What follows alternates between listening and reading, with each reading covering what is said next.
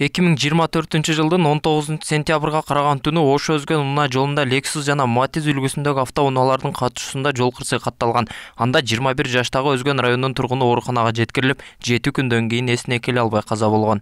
21 жаштагы Жороева Баяман Максатович эле балам 21ге чыккан болчумун. Октябрдын 24-нде 21ге чыкты эле балам, жаным балам эле менин. Мындан улам маркумдун апасы баласы катышкан жол кырсыгга дилеттүү каралбай, күнөөлөр дагы деле эркиндикте жүргөнүн айтып наразы. Ал кырсык катталган жерде экинчи тараптын тааныштары аралашып, жол кырсыгынын себебин жашырууга аракет кылышкан дешет. Анда Lexus үлгүсүндөгү унаанын айдоочусу мас абалда болгонун, ага экспертиза жасалбаганын билдирүүдө. Бар жогу мен расед элем.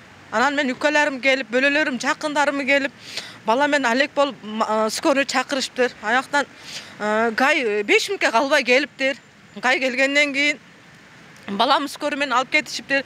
Ал жерде мен бар жоо мен балам менен болуп калышкан. Ал жердечи эч ким ал жерде калбай калган. Алар өздөрү гай менен сүйлөшүп, бишекте чоңдор депутаттар менен сүйлөшүп, анан эле өздөрү калагандай баламдын машина турган жерин чызбай, ортодон чызып койгон. Эгерде ол айтып атат да, Улан деген баласы айтып атат.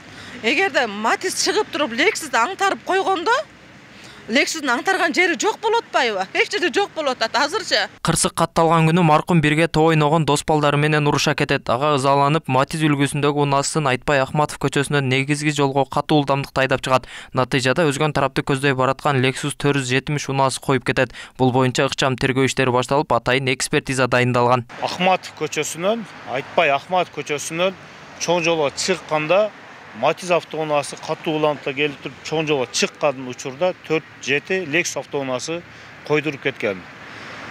Натыйжада ошол жерде Matiz автоунаасы больницага жеткирилип, ал эми ыкчам тергөө чакырылып, Өзгөндүн тергөө кызматкерлери жана эксперт кызматкерлери чакырылып, жол чийимдерин чийип, материал тергөө кызматкерлерине карап жатат. Жабырлануучу тарап дарыгерлердин да шалаакылыгын айтып даттанууда. Алар каза болгон баланы оорукана 2 күн жасалма дем алдыруучу аппаратта кармап жаткан деп айыптоодо. Балам не багыл 2 күн мурун эле каза болгон экен.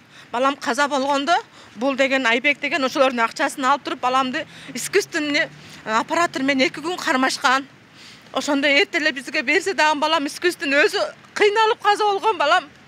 Искусственный неме аппараттар менен ушунчалык кыйналып жатканга да мен зубаным күйүп атат, зубаным ичим күйүп атат, ичим күйүп атат.